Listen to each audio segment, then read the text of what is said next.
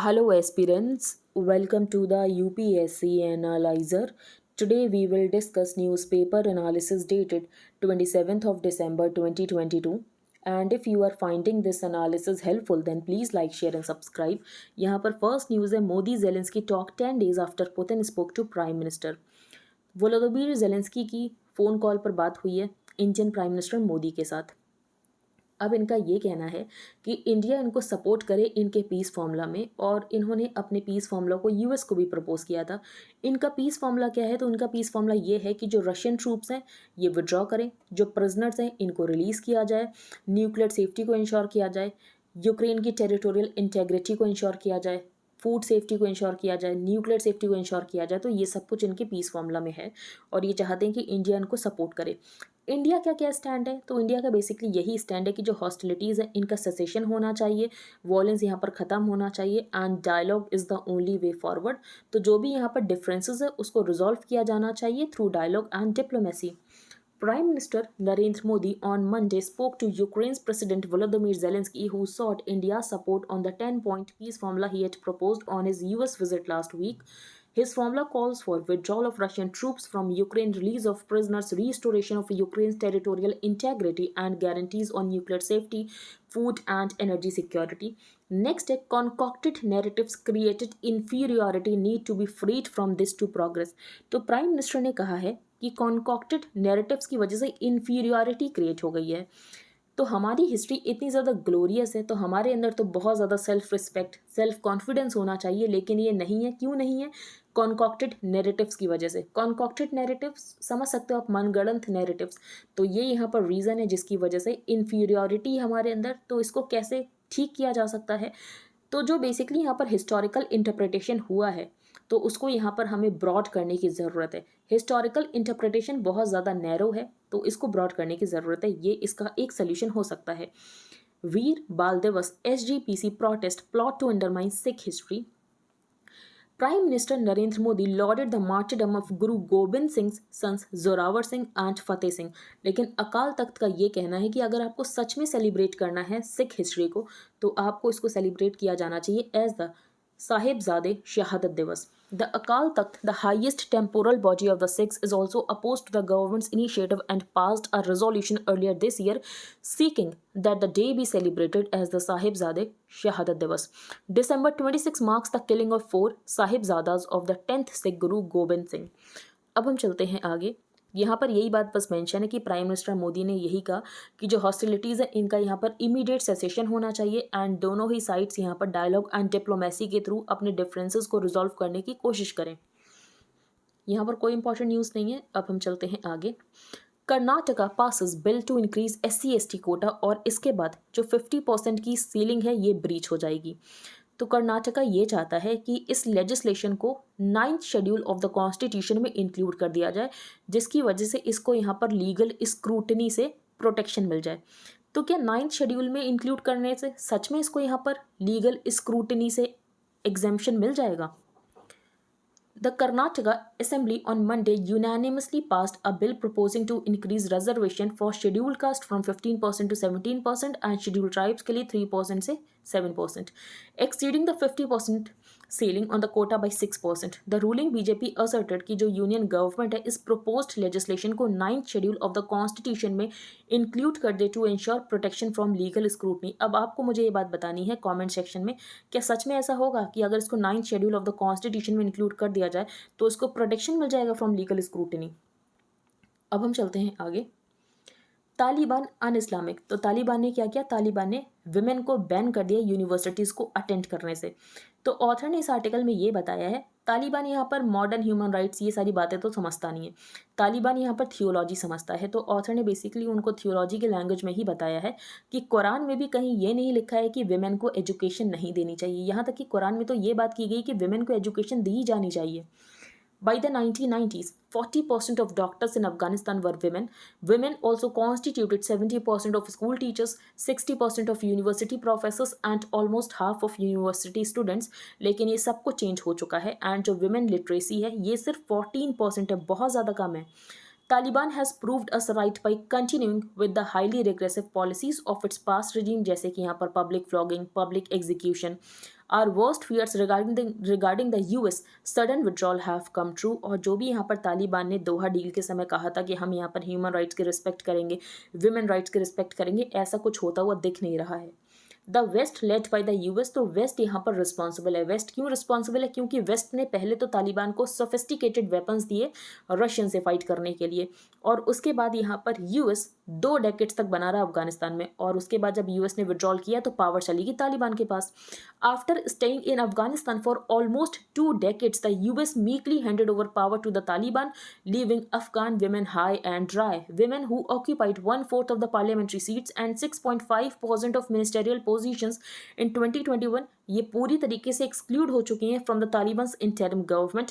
Women once again can't go out and work in most sectors, और इनको force किया जाता है टू कवर देयर फेसेस, और ये हमेशा यहाँ पर एकम्पनीड होनी चाहिए बाय अ मेल गार्डियन। अफगान विमेन को यहाँ पर पार्क्स में भी नहीं जाने दिया जाता है, तो पार्क से भी यहाँ पर जो एक्सेस है डिनाई कर दी गई है। Afghan women are the worst victims of the Taliban regime, और यहाँ पर जो उनके आर्बिट्रेरी डिक्टेट्स हैं, मतलब आर्बिट्रेरी फरमान है of the Taliban regime, must have shocked the conscious of the world. Last week Taliban cabinet ने यह डिसीजन लिया कि विमेन को यूनिवर्सिटी से बैन किया जाएगा फॉर अ प्लेजेंट चेंज। सिर्फ यहाँ पर वेस्टर्न कंट्रीज ने ही कंडेम नहीं किया, इस्लामिक कंट्रीज ने भी कंडेम किया इस डिसीजन को। The US spokesperson said that such decisions will further alienate the Taliban from the international community. Since the Taliban has no respect for modern human right governance, तो यहाँ पर author ने बात की है कुरान की। It must be challenged based on Islamic theology itself, the period before the advent of Islam in Arab, तो इसको कहा जाता था period of ignorance. The Arabic word for knowledge is इल्म। For Muslims, Islam was a knowledge revolution. The Prophet himself had reportedly said that seeking knowledge is obligatory for every Muslim, male and female. The Taliban leadership may not know, but one of the world's earliest modern universities was founded by an Arab woman. Thus, when the Taliban are doing to women, तो जो यहाँ पर तालिबान कर रहा है women के साथ, ये यहाँ पर अन इस्लामिक है। Their version of Islam had not only close the doors of universities for women but even mosque. Their Islam is not the Islam जो कि यहाँ पर प्रॉफिट लेकर आए थे। The Taliban is undoing the Islamic revolution of enlightenment, और अफगानिस्तान को period of ignorance में यहाँ पर लेकर जाया जा रहा है। But they must remember this blatant discrimination can't last for ever. Iran में भी प्रोटेस्ट हमें देखने को मिले, जैसे कि एंटी हिजाब प्रोटेस्ट हुए। They should take lessons from the recent protest by Iranian women. The international community यहाँ पर तालिबान को रिकॉग्नाइज नहीं कर रही है, लेकिन ना रिकॉग्नाइज करने से यहाँ पर जो यहाँ पर तालिबान रिस्पेक्ट नहीं कर रहा राइट्स की, तो ये तो नहीं ठीक हो जाएगा। The US mere condemnation of such decisions would do no good to Afghan women. In 2019 India ने इनैक्ट किया था CAA to help the prosecuted religious minorities of Afghanistan. लेकिन ऑथर का क्वेश्चन ये है, क्या हम यहाँ पर कुछ भी ओ नहीं करते हैं टू अफगानिस्तान विमेन? क्या हमारी यहाँ पर मॉरल रिस्पॉन्सिबिलिटी नहीं है? Let India under the prime minister's presidency of G20 use its international stature and influence to force the Taliban. की तालिबान ने जो भी यहाँ पर दोहा कमिटमेंट्स किए थे कि हम यहाँ पर ह्यूमन राइट्स की रिस्पेक्ट करेंगे, विमेन राइट्स की रिस्पेक्ट करेंगे, तो उसको लेकर यहाँ पर तालिबान अपने कमिटमेंट्स को ऑनर करे। नेक्स्ट है द न्यू काठमांडू, तो इसके बारे में हम डिस्कस करेंगे एक्सप्लेन्ड पेज पर।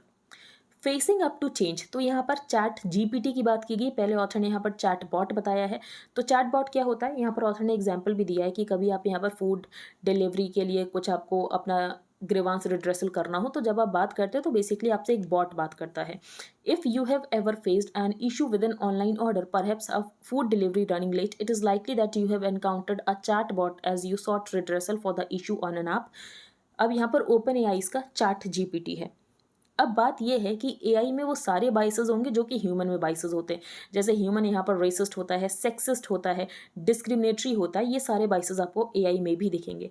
तो जो यहाँ पर बिगेटरी ह्यूमन पजेस करता है, ये बिगेटरी आपको AI में भी दिखेगी। Then there is the question of how this AI is built. Can we ensure it doesn't suffer from the same biases and bigotry जो कि हम possess करते हैं? Can we ensure it is not racist or sexist or discriminatory in its responses? And what about misinformation? So will AI replace all of our daily writing? तो ये जो यहाँ पर चैट GPT है, ये यहाँ पर essays वगैरह लिख लेता है, तो क्या ये बहुत अच्छा लिखता है? तो बहुत अच्छा तो नहीं लिखता है। हाँ, यहाँ पर कुछ ह्यूमन इंटेलिजेंस आपको दिखती है, लेकिन अभी तो बहुत ज़्यादा प्रोग्रेस होना बाकी है AI में। It is also evident that some of the essays written by chat GPT lack the depth जो कि यहाँ पर रियल ह्यूमन एक्सपर्ट के पास होगी। It doesn't quite have the nuance that a human would often be able to provide. For example, I asked ChatGPT how one should cope with a cancer diagnosis, और यहाँ पर जो responses थे वो बहुत ज़्यादा generic थे, लेकिन अभी तो progress होना बाकी है. नेक्स्ट है take a hard look at Moscow. तो यहाँ पर ये बताया गया है कि जो रशिया है ये हमें रशिया में इम्पीरियलिस्ट टेंडेंसीज देखने को मिल रही हैं. जैसे रशिया का ये कहना है कि यूक्रेन कंट्री तो एग्जिस्ट भी नहीं करना चाहिए. This week, Russia marks two anniversaries, the 100th anniversary of the founding of the Soviet Union and the 31st anniversary of its dissolution. तो बॉल्शेविक रिवॉल्यूशन हुआ था 1917 में, सोवियत यूनियन को प्रोक्लेम किया जाता है 1922 में और डिसोल्यूशन होता है December 26, 1991 में. Moscow played a decisive role in defeating Nazi Germany in the Second World War, influenced revolutionary and progressive movements, और बाकी यहाँ पर एक ऑल्टरनेटिव प्रोवाइड किया गया था वेस्टर्न कैपिटलिस्ट वर्ल्ड का. Drove advances in science and technology and shaped regional military balances until its sudden death in 1991. तो यहाँ पर कोलैप्स हो जाता है Soviet union. In Delhi, Vladimir Putin's Russia continues to be valued as their heir to the Soviet Union and as a special strategic partner. तो यहाँ पर Russia ने यूक्रेन को इन्वेट किया है, उसके बाद ही हमारे जो रशिया के साथ रिलेशन है वो वैसे ही हैं जो कि इन्वेजन के पहले थे.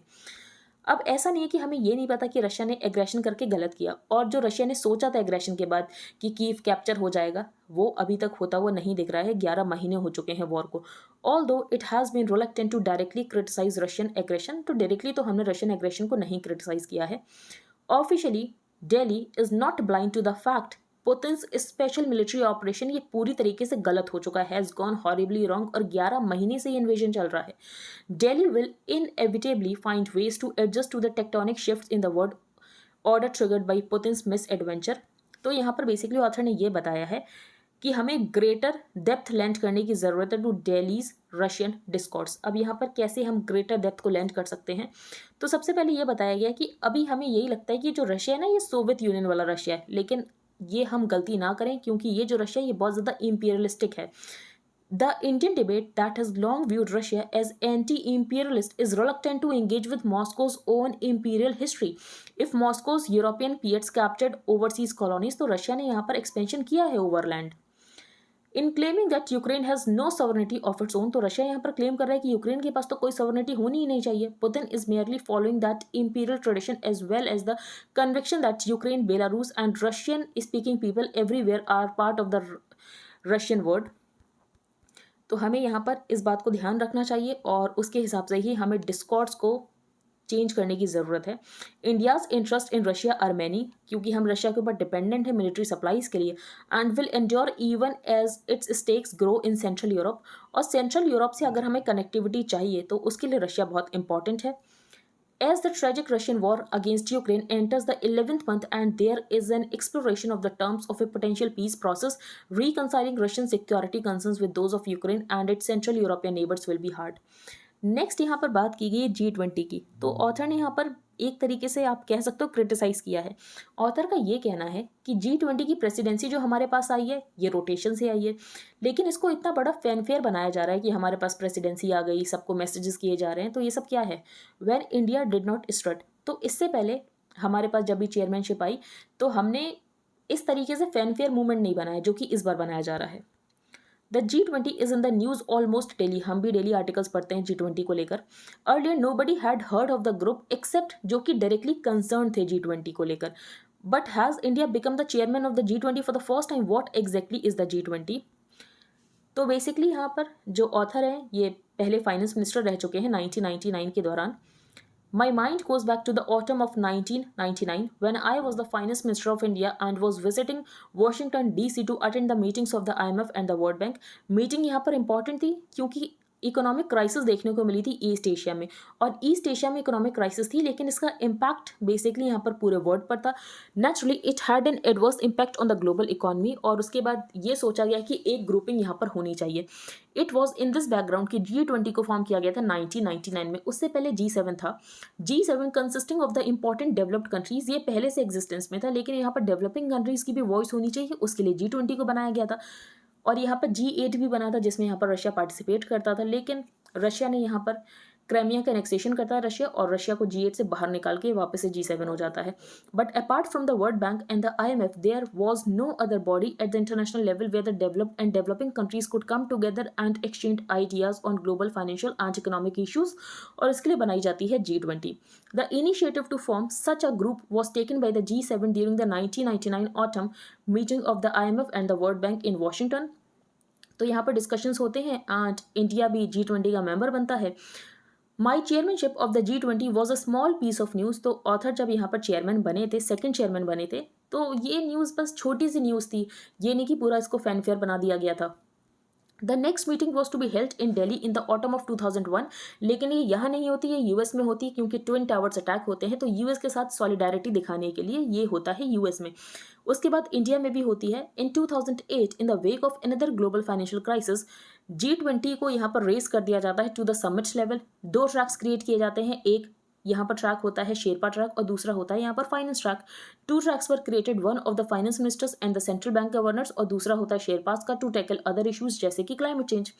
अनदर इंपॉर्टेंट डिसीजन टेकन कि यहाँ पर जो मेंबर कंट्रीज है इनको 5 ग्रुप्स में डिवाइड किया जाएगा, और यहाँ पर जो प्रेसिडेंसी है रोटेट करेगी ग्रुप वाइज. तो पहले यहाँ पर एक ग्रुप ने एक बार प्रेसिडेंसी संभाली, कि फर्स्ट ग्रुप के यहाँ पर किसी मेंबर ने एक बार प्रेसिडेंसी संभाली, फिर सेकंड ग्रुप में किसी मेंबर ने, फिर थर्ड ग्रुप में, और कौन से ग्रुप में कौन सा कंट्री यहाँ पर प्रेसिडेंसी देखेगा तो वो आपस में डिसाइड कर सकते हैं.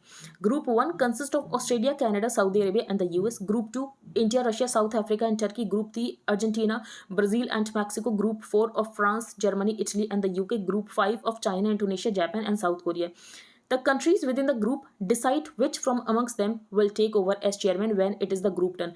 तो ग्रुप का जब टर्न होगा तो जो कंट्रीज हैं उस ग्रुप में वो आपस में डिसाइड कर लेंगे कि कौन यहाँ पर चेयरमैनशिप रखेगा. So for all the members of group 1, 4 and 5, तो ये एक एक बार चेयर कर चुके हैं G20 को. India from group 2 is the chairman for the year 2022-23.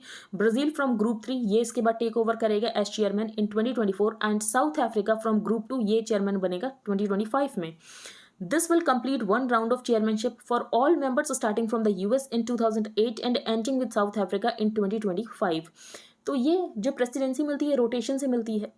India's turn to head the group has actually come a little late and almost 9 years. और India ने कोशिश की थी कि 2018 में हमें ये चेयरमैनशिप मिल जाए, लेकिन अर्जेंटीना ने बेसिकली यहाँ पर कहा नहीं, चेयरमैनशिप तो हम ही लेंगे, हम आपको नहीं देंगे इस बार. तो उसकी वजह से अब क्यों यहाँ पर हम ये चाहते थे कि 2018 में मिल जाए, तो ऑथर का ये कहना था क्योंकि इलेक्शंस आने वाले थे इसीलिए, और 2023 में इसलिए लिया गया क्योंकि इलेक्शंस आने वाले हैं, इसके बाद national elections. But we have succeeded this time as 2023 is also a pre election year and as is already evident. इस मौके का पूरा फायदा उठाया जा रहा है वोट लेने के लिए. अब हम चलते हैं आगे. यात्रा and many stages of arrival. Important नहीं, भारत जोड़ो यात्रा के बारे में है. Prachanda is PM. New types in Nepal, concern in India. तो नेपाल के प्राइम मिनिस्टर बन चुके हैं पुष्प कमल दहल प्रचंडा, और ये इंडिया के लिए बिल्कुल अच्छी न्यूज़ नहीं है क्योंकि इनकी यहाँ पर अलायंस वाली जो पार्टी है वो है KP ओली की पार्टी. Pushpa Kamal Dahal Prachanda was sworn in as Nepal's new Prime Minister Monday after he switched sides to join hands with a bitter foe, former Prime Minister KP Oli. अब इसकी वजह से ये यहाँ पर ज़्यादा प्रो चाइना है, लेकिन अब क्या ही कर सकते हैं. India's interest for India, Deuba in office, ये हमारे लिए बेस्ट केस सिनेरियो होता. Delhi views Oli as pro China. तो ये जो KP ओली है ये प्रो चाइना है. And the 2 communist parties forming the governments together is the turning back of the clock for it after the bitterness in ties during Oli's terms in office from 2015-16. फिर बाकी इनका काला पानी वाला इशू उन्होंने उठा दिया. Still in an indication of how important this relationship is to India, prime minister Narendra Modi was the first foreign leader जिन्होंने प्रचंडा को कॉन्ग्रेचुलेट किया था. अब बात ये है कि शायद ऐसा हुआ है कि यहाँ पर जो इंडियन एम्बेसडर्स हैं ये ऐसा सोच रहे थे कि देवबा की यहाँ पर सरकार बन जाए. The Nepal Congress led coalition might have succeeded had Deuba agreed to a grand bargain with Prachanda. तो प्रचंडा यहाँ पर चाहते थे कि देवबा की पार्टी के साथ ही मिल ही रहे जो यहाँ पर प्री अलायंस थी, लेकिन यहाँ पर प्रचंडा को प्राइम मिनिस्टर बनाया जाए. लेकिन देवबा ऐसा नहीं चाहते होंगे कि प्रचंडा को प्राइम मिनिस्टर बनाया जाए, और इसीलिए प्राइम मिनिस्टरशिप के लिए इन्होंने KP ओली से हाथ मिला लिया. The party has been critical of the US, European Union and India for their active involvement in Nepal's transition to a federal and secular republic from a unitary Hindu monarchy. Indeed, after the results were out, जो US और Indian ambassadors हैं इन्होंने यहाँ पर Deuba and Prachanda से frequently meetings की in hope कि इनकी अलायंस यहाँ पर इंटैक्ट रहे, लेकिन अलायंस यहाँ पर इंटैक्ट नहीं रह पाई और प्रचंडा चले गए केपी ओली के पास। China factor, there has been no Chinese ambassador, जब से डिपार्चर हुआ था लास्ट एम्बेसडर का। यहाँ पर एक बात और की गई है, हाँ, मिलेनियम चैलेंज कॉर्पोरेशन फंड, तो ये $500 मिलियन का इंफ्रास्ट्रक्चर प्लेज है फ्रॉम द यूएस, लेकिन कम्युनिस्ट पार्टीज का ये कहना है कि यूएस ये फंड देकर बेसिकली अपना सिक्योरिटी एजेंडा को फुलफिल करना चाहता है। वर्ल्ड पेज पर यहाँ पर एक इंपॉर्टेंट न्यूज़ है, China sends 71 jets 7 ships to Taiwan. अब चाइना का ये मानना है कि ताइवान जो है ये चाइना की टेरिटरी है। China's military harassment of Taiwan which it claims is its own territory, और उसके बाद ये चाइना ये करता रहता है अपना मिलिट्री शो ऑफ। अब इन्होंने ऐसा क्यों किया है, इनका ये मानना है कि हमने ऐसा इसीलिए किया है क्योंकि यूएस ने यहाँ पर बात की कि चाइना एक स्ट्रेटेजिक चैलेंज है यूएस के लिए। She was referring to the US defence spending bill which calls China strategic challenge, और इनको बुरा लग गया, इसीलिए इन्होंने यहाँ पर एस्केलेशन और प्रोवोकेशन करना स्टार्ट कर दिया। इकॉनमी पेज पर एक भी न्यूज़ इंपॉर्टेंट नहीं, आप देख सकते हो। तो बेसिकली आज की न्यूज़ में इतना ही था। अगर आपको इंडियन एक्सप्रेस का हाईलाइटेड पोर्शन चाहिए plus static portion related to every topic, तो ये आपको कॉस्ट करेगा ₹100 पर मंथ। इसके लिए आपको क्या प्रोसीजर फॉलो करना है, तो सबसे पहले आपको अपने टेलीग्राम अकाउंट का एक यूजर नेम रखना है, then you have to change your privacy settings. For that आपको सेटिंग्स में जाना है, privacy and security, groups and channels, who can add me to the group chats, वहाँ पर आपको एवरीबडी चूज करना है। You can pay via UPI to the mentioned UPI ID and then you have to send payment proof along with your Telegram user ID to the mentioned email ID. Second programme है current affairs mentorship programme, जिसमें current affairs को detail में cover किया जा रहा है। आपको in depth understanding मिलेगी, करंट अफेयर्स को सेवरल सोर्सेज से कवर किया जा रहा है। आपको लेक्चर्स मिलेंगे ऑन एवरीडे बेसिस, आपको डेली पीडीएफ्स मिलेंगी, आपको डेली क्विजेस मिलेंगे, पर्सनल डाउट क्लियरिंग सेशंस होगा।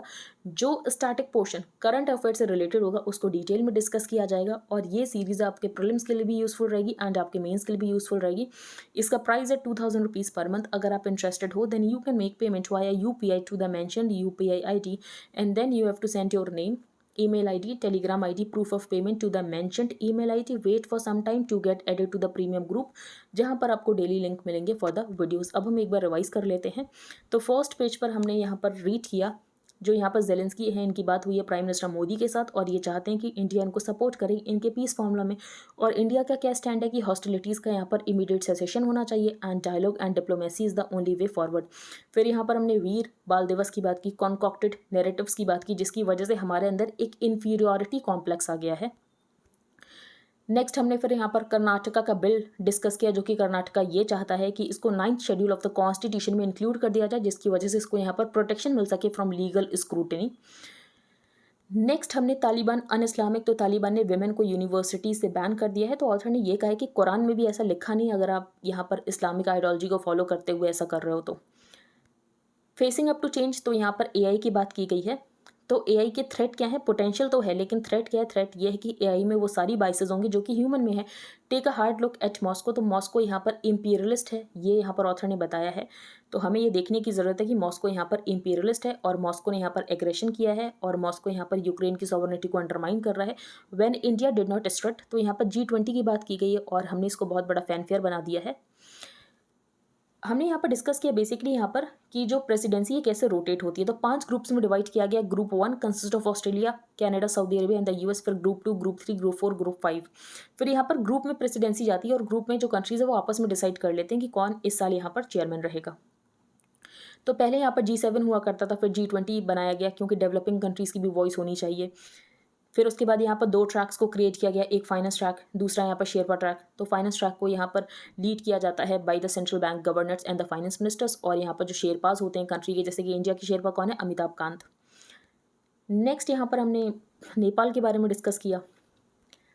यहाँ पर तो कोई इंपॉर्टेंट न्यूज़ थी नहीं, वही ताइवान को लेकर ये मिलिट्री शो ऑफ कर रहा है चाइना, क्योंकि यहाँ पर चाइना को बुरा लग गया क्योंकि यूएस ने इसको यहाँ पर स्ट्रेटेजिक चैलेंज कर दिया। इकॉनमी पेज पर कोई इंपॉर्टेंट न्यूज़ थी नहीं, तो आई होप आपको सब कुछ क्लियर हो गया हो। अगर आपका कोई भी डाउट हो तो आप टेलीग्राम ग्रुप पर पोस्ट कर सकते हो। If you liked the video then please like, share and subscribe. Thank you and have a nice day.